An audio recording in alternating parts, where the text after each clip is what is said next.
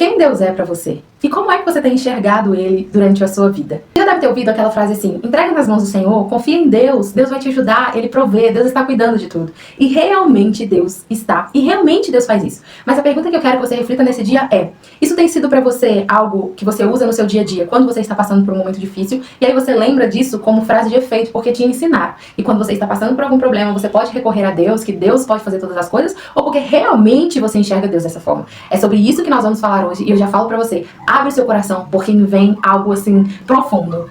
Oi, preciosa! Se você não me conhece, caiu aqui de paraquedas. Eu sou a Mel, sou mamãe de um bebê de 2 anos, casada e feliz pra sempre com o Rafael. Sou formada em terapia, então hoje eu atuo como terapeuta cristã integral, ajudando mulheres a dominar as suas emoções e a cuidar do corpo, da alma e do espírito à luz da palavra. Além de tudo, sou ministra do Evangelho e mentora de mulheres, mas hoje eu estou aqui para semear no seu coração aquilo que Deus tem colocado no meu coração. E hoje é o dia 2 de 21 dias dessa jornada terapêutica, onde nós estamos rendidas ao Senhor, para receber dele aquilo que ele quer colocar no nosso coração, sabe? Ontem foi dedo na ferida. Se você não viu o dia de ontem, já vai aqui no canal que você vai ver. E antes, sem mais delongas, já curte, compartilha e comenta esse vídeo, já me segue lá no Instagram, porque lá você me acompanha mais pertinho pro vídeo. Então bora pro vídeo. Amiga, eu já quero dizer pra você abrir o seu coração de uma forma assim, totalmente pronta e receptível para receber aquilo que o Senhor tem pra derramar no seu coração hoje. Porque eu digo pra você que essa aqui é a base da nossa jornada. Se você não sabe, o nome dessa jornada é 21 dias rendidos ao Senhor, mas um mergulho profundo de volta à origem. E não tem como falar de origem sem falar do nosso Deus. Não tem como falar de origem sem olhar pro Deus criador de todas as coisas. Então eu quero deixar pra você um versículo aqui que se encontra lá em Jó 42:5, que vai dizer assim: eu te conhecia só de ouvir, mas agora os meus olhos te veem. Jó está falando aqui, o Jó, um homem íntegro, reto, temente a Deus, que ele conhecia Deus somente de ouvir. Ele conhecia o Senhor só porque falavam dos seus feitos, então ele começou a moldar a sua vida de acordo com o que as pessoas falavam. Mas agora, quando ele faz essa declaração, ele está dizendo que conhece o Senhor por ter experiência, por viver com Deus. E é por isso que a gente começou falando dessa forma. Porque às vezes você conhece Deus porque alguém te fala sobre ele, fala o que ele pode fazer, fala o que ele fez, isso é muito bom. E você começa ali a mudar a sua vida porque você quer viver alinhada com o Pai. Mas eu quero te dizer que não existe nada melhor do que você viver uma experiência profunda com o Senhor e não conhecer ele só de ouvir falar, mas de todos os dias caminhar junto com ele. E quando nós olhamos para isso, nós começamos a entender que confiar no Senhor exige intimidade. Mas agora pode parecer clichê, mas me fala uma coisa: você entregaria a chave da sua casa para quem você não conhece, ou entraria dentro de um carro de alguém que você não conhece? Se você está com a sua mente boa, eu acredito que não, porque você teme a perder as suas coisas ou perder a sua vida. Então, às vezes, você pode escutar muito assim: entrega a sua vida nas mãos de Deus, deixa que Deus vai fazer, deixa que Deus vai cuidar. E não consegue ter essa confiança estruturada e inabalável nesse Deus tão grande, porque você não conhece Deus de perto. Você não conhece Ele como que Ele se apresenta pra você. Mas você o conhece porque as pessoas te dizem como ele é. E agora, para que você possa entender um pouco mais sobre esse Deus, eu quero te convidar para um mergulho na origem. E eu quero que você abra o seu coração para entender que eu não vou estar falando aqui o que eu acho, o que eu penso, mas vou estar falando o que a palavra diz, porque essa jornada, ela é guiada à luz da palavra. E uma coisa que você precisa entender é que Deus é um Deus criador. E Ele criou a mim e a você. E quando Ele nos criou, a Bíblia vai dizer lá em 1 Pedro 2:9 o seguinte: mas vocês são geração eleita, sacerdócio real, nação santa, povo exclusivo de Deus, para anunciar as grandezas daquele que o chamou das trevas para a maravilhosa luz. A primeira coisa que eu quero que você saiba é que você não está entregando a sua vida para alguém aleatório, alguém que vai te manipular, te abusar de você, ou vai fazer alguma coisa ruim para você. Não, você está devolvendo a sua vida para quem é de direito, Deus, o criador de tudo e todas as coisas. Ele te ama e reconhece o seu valor. E esse versículo aqui, ele não é para todas as pessoas, mas ele é para os filhos de Deus. Ah, Mel, tem diferença entre filho e não filho? Sim. A Bíblia relata pra mim e pra você que existem os filhos de Deus e existem as criaturas de Deus. Como assim? Todos nós fomos criados por Deus, logo então somos criatura dele. Mas quando nós recebemos Jesus como único e suficiente Salvador, nós recebemos também o espírito de adoção e fazemos parte da família de Deus. E agora somos considerados filhos de Deus. E para aqueles que são considerados filhos de Deus, é povo exclusivo e nação santa do Senhor. E não sou eu que estou dizendo, é a palavra. E é por isso que eu disse que nós vamos fazer um mergulho profundo de volta à origem. Então vem comigo, minha irmã. Eu quero que você abra os seus olhos, o seu entendimento e pense em cada detalhe que eu vou expor aqui pra você. Talvez hoje vai ficar um pouquinho maior, mas é necessário para que você entenda toda a jornada. Você precisa entender o início, você precisa entender aonde começou. E quando você olha para esse versículo, aqui está relatando a sua identidade original, a qual o Senhor te criou, te formou. E nós vamos ver o que eu disse para você lá em João 1:12, que diz assim: mas todos aqueles quantos receberam, lhe deu o poder de serem filhos de Deus, a saber, aos que creem em seu nome. Também vamos encontrar em Gálatas 3:26, pois todos vocês são filhos de Deus mediante a fé em Cristo Jesus. Então quer dizer, não tem como eu e você ser considerado filho de Deus se nós não temos Jesus como único e suficiente Salvador, se nós não cremos que Ele é filho de Deus e o recebemos como Salvador na nossa vida. Mas por que acontece isso? Bora voltar para o início? Em Gênesis 1:26, vai nos contar sobre a origem da criação. Vai falar assim: então disse Deus, façamos o homem à nossa imagem, conforme a nossa semelhança. Eu quero que você preste atenção aqui. Deus estava no ápice da criação, onde ele tinha criado muitas coisas e tinha dito que era bom. Mas quando ele foi criar o homem, que simboliza eu e você, quando ele foi criar Adão, ele estava em uma conversa. Ele diz, façamos o homem. E quando ele fala isso, ele não está dizendo para as pessoas, para os anjos, porque ainda não existiam pessoas ali. Ele estava criando a humanidade. Ele estava dizendo para o Filho, que é Jesus, e estava dizendo para o Espírito Santo, o nosso auxiliador, o nosso ajudador. Então, uma conversa entre a Trindade de um planejamento de como criaria a mim e a você. Aqui você já pode ver a sua identidade, como ela carrega algo poderoso. Você tem a identidade de Deus em você, você foi projetada, planejada e sonhada por Deus. Existia uma conversa na criação ao seu respeito. E aí, você vai ver que eles vão dizer que vai criar conforme a imagem e semelhança deles. Então, minha irmã, você é a imagem e semelhança de Deus. E tudo aquilo que foge disso deturpa a criação de Deus. E quando você vai ver em Gênesis 2:7, então o Senhor Deus formou o homem do pó da terra e soprou em suas narinas o fôlego de vida. E o homem passou a ser alma vivente. Agora, presta atenção nisso aqui. O Senhor conversou lá entre eles como que seria feito, né, a sua criação. E ele vai pegar agora o barro e vai formar o corpo do homem, o corpo físico, a aparência, ó, que você pode ver. E vai soprar nas suas narinas o fôlego de alma vivente. Viu que aqui não divide? O espírito está grudadinho na alma, porque você é a imagem e semelhança de Deus. Você estava sendo uma com Deus ali. Então a identidade de Deus, a vida de Deus, tudo, a vida Zoe estava dentro de você. Você vai entender isso mais pra frente na jornada, quando eu te explicar acerca do que é corpo, alma e espírito. Porque aqui eu só estou trazendo a menção para que você entenda que na criação Deus te formou como um corpo, como uma alma e como um espírito. O corpo, a parte que você vê, a alma onde fica as suas emoções, aonde está a sua personalidade, o seu caráter, quem é você de fato, sabe? E o espírito, a parte que você se conecta com Deus, aonde você ouve Deus, onde você sente Deus. E essa parte que conecta com Deus, ela estava grudadinha na sua alma. Então ela te conduzia, você dependia dela pra tudo. Tô falando você, mas você entende que é Adão.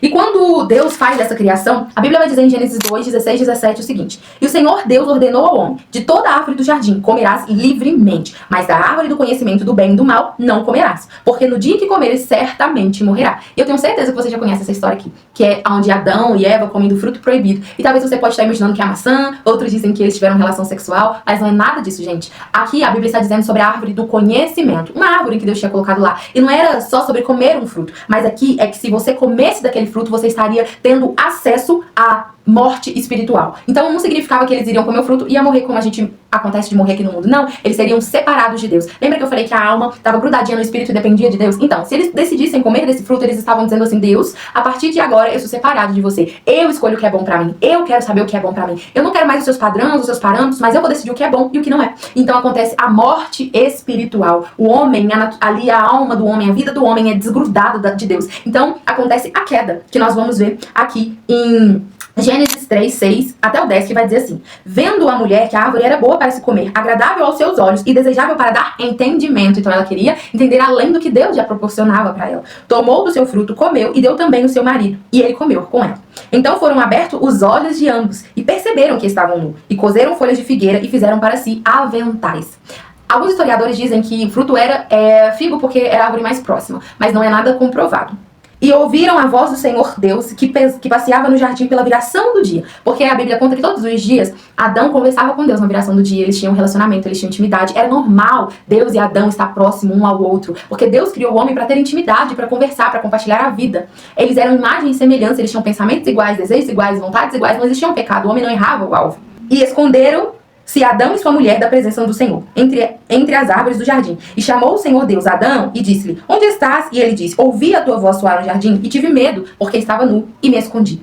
Agora eu quero que você veja algo extraordinário. Quando o homem peca, os olhos dele é aberto e agora ele pode ver as coisas e entender da forma dele. Só que ele saiu da dependência de Deus, ele saiu de ser guiado pelo Espírito, de ser guiado pela vontade de Deus, e agora ele está sendo guiado pela sua própria consequência, pela sua própria vida, e agora vê que quando ele escuta a voz de Deus, ele sente vergonha. Mas era algo normal para o homem ouvir a voz de Deus, porque eles tinham contato na viração do dia. Mas o homem era um com Deus. E agora que o homem é separado de Deus, o homem não consegue mais ficar perto de Deus, porque quando nós estamos vivendo em pecado, agride a santidade de Deus. Deus, ele não compactua com o erro. Não é que Deus não te ama por estar em pecado, ele te ama, mas ele não concorda com o erro. Então o homem sente vergonha, e eu consigo entender que agora o homem precisava de confessar para Deus: olha, Deus, eu errei, eu comi, me perdoa. Mas o homem esconde de Deus. O homem tenta fazer agora roupa para ele tampar a nudez, porque ele sente vergonha e tem medo do que Deus pode fazer com ele.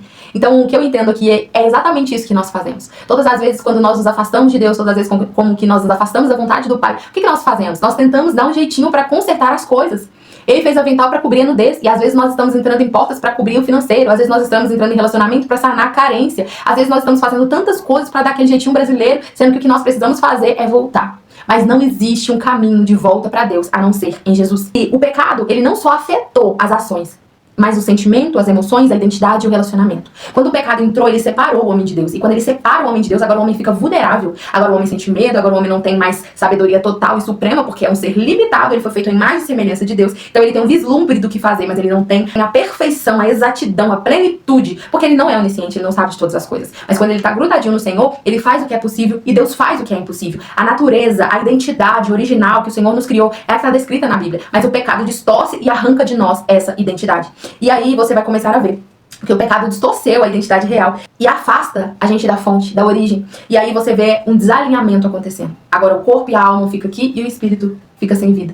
E quando o espírito fica sem vida, você perde a conexão entre o corpo, a alma e o espírito, tudo fica cinza, você não sabe o que fazer, não sabe pra onde ir. E é isso que acontece quando eu e você estamos separados de Deus, quando nós não temos vida espiritual ativa, quando nós não temos relacionamento com Deus, a gente não sabe como viver dia após dia, é uma sombra, é uma nuvem, é um cansaço, é ansiedade, é medo, é preocupação. Por quê? A gente sabe que tem um passo a mais, mas não sabe como dar esse passo. Porque a nossa identidade dentro de nós, ela almeja pelo Pai, ela clama, porque o Senhor é quem nos criou. E se estamos longe, nos sentimos vazias, perdidas. Eu tenho certeza, minha irmã, que você que já viveu no Santos dos Santos, você que já teve intimidade com Deus, sabe o quão diferente é quando você está nos braços do Pai, quando você ouve Deus, quando você age sendo sustentada pela uma palavra do céu, do que quando você faz sozinho. A gente se sente cansada, desgastada, fracassada, não é? Mas o pecado vem pra isso, porque o homem quis viver na sua independência sem Deus. E aí todos nós acabamos vindo dessa queda também. Mas Deus, ele ama muito cada um de nós, e é por isso que ele criou um plano perfeito. Em João 3,16 vai dizer: porque Deus amou o mundo de tal maneira que ele enviou o seu único filho, unigênito, ou seja, gerado no Pai, para que todo aquele que nele crê não pereça, mas tenha vida eterna. Deus é justo, ele é amor, mas ele também é justiça. E por ele ser justiça, ele não pode falar simplesmente assim: ah, eu te perdoo, vem cá. Não, porque precisava ser pago o preço pelo pecado. E eu e você não poderíamos pagar, porque nós éramos pecadores e todos fomos destituídos da glória de Deus. Mas existia um que ainda não tinha pecado e que nunca pecaria, porque ele era 100% homem na sua natureza quando ele veio na terra, mas ele era 100% Deus. O espírito dele estava coladinho em Deus, porque ele era Deus. E ele andou aqui, ele viveu aqui para nos ensinar como viver, e ele foi para a cruz, e levou sobre ele toda a nossa enfermidade, todos os pecados, toda a maldição. Ele se fez maldito naquela cruz, porque todos que eram crucificados eram considerados malditos, para que eu e você pudéssemos ter acesso a ele, de volta ao Pai. Eu escutei um vídeo que uma moça, ela discutia com um pastor e ela falava com ele assim: ah, mas a Bíblia fala que Jesus fala que eu sou o caminho. Ele não fala que ele é o único caminho, então significa que tem outros caminhos que te levam até Deus. E realmente, existem vários outros caminhos, mas nenhum deles te leva até Deus. E Jesus, ele não é um caminho, ele não é o único caminho. Jesus é o único caminho verdadeiro. Existem outros caminhos, mas que não te levam até a Deus. E a Bíblia vai dizer isso em João 14,6, que diz assim: respondeu-lhe Jesus: eu sou o caminho, a verdade e a vida. Ninguém vem ao Pai a não ser por mim. Você não encontra Deus em religião, você não encontra Deus em performance, você não encontra Deus em filosofia e muito menos em uma multidão de regras para você viver. Você encontra Deus em Jesus. Quando você reconhece: eu sou pecadora, eu não consigo e eu preciso voltar para a minha origem. Eu preciso voltar para Deus. Você encontra Deus através de Jesus. E você não precisa fazer nada.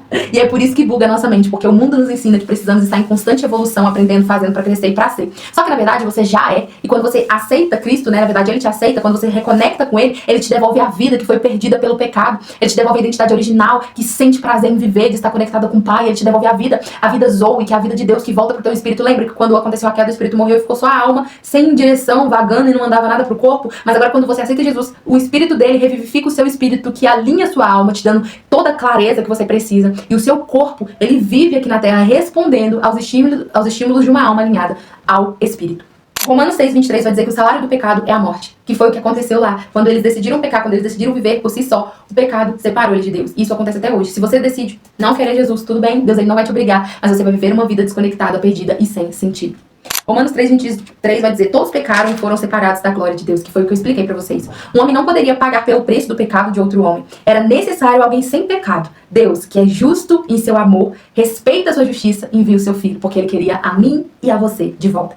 1 Pedro 1,18-19 vai dizer: fostes resgatado pelo precioso sangue de Cristo como de um cordeiro sem defeito e sem mácula. Jesus não tinha defeito, Jesus não tinha erro, e ele morreu naquela cruz por mim e por você, para nos levar de volta ao Pai, para que pudéssemos ter vida, como está escrito em João 10,10, para que tenhais vida e vida em abundância. Então, às vezes, minha irmã, você hoje está vivendo simplesmente com a vida bio, a vida física, que você tem os seus sentimentos, mas e a vida abundante? Ela vem do espírito conectado com Deus.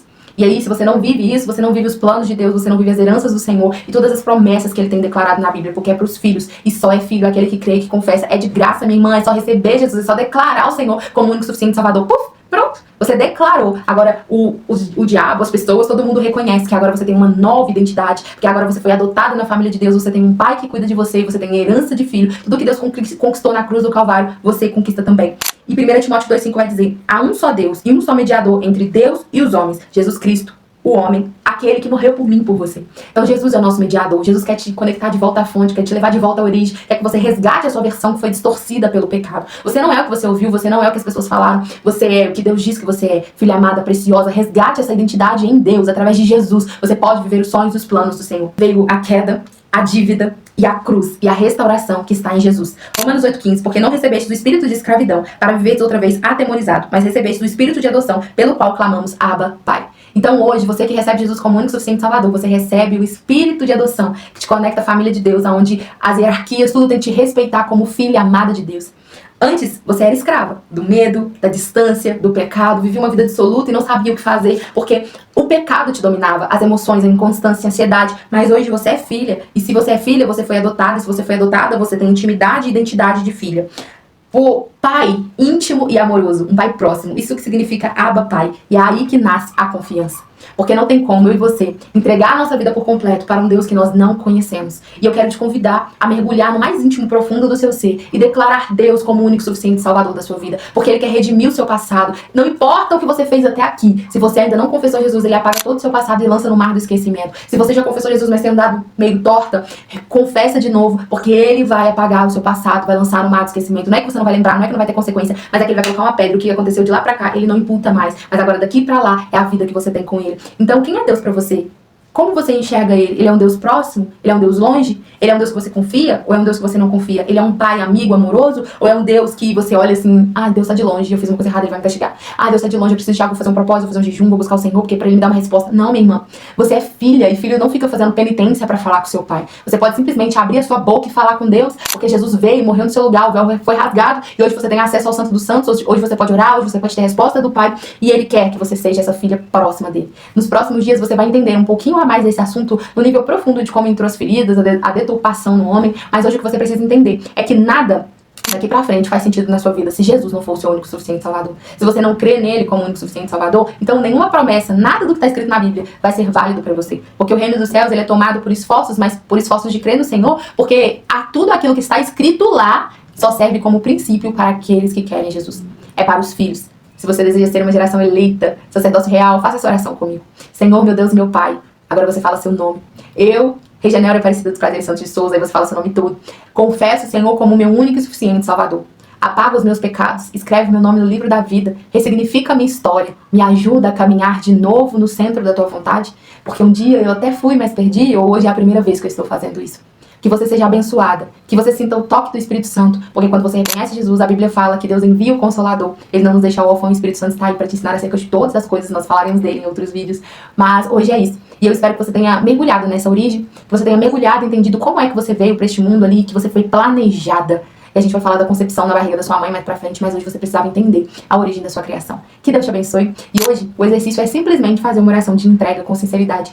Não é nada obrigatório, caso você não queira, não faça. Mas se você quer, faça. Vá até o Senhor e conte pra Ele como está a sua vida, o seu coração. Diz pra Ele que você quer ser filha, mas você tem alguma dificuldade. Porque Ele diz, vinde a mim, como estás. Tá bom, minha irmã? Deus abençoe você. Não se esqueça de me seguir, de curtir, de compartilhar. Um abraço e um beijo no seu coração. Até amanhã, no dia 3 dessa jornada.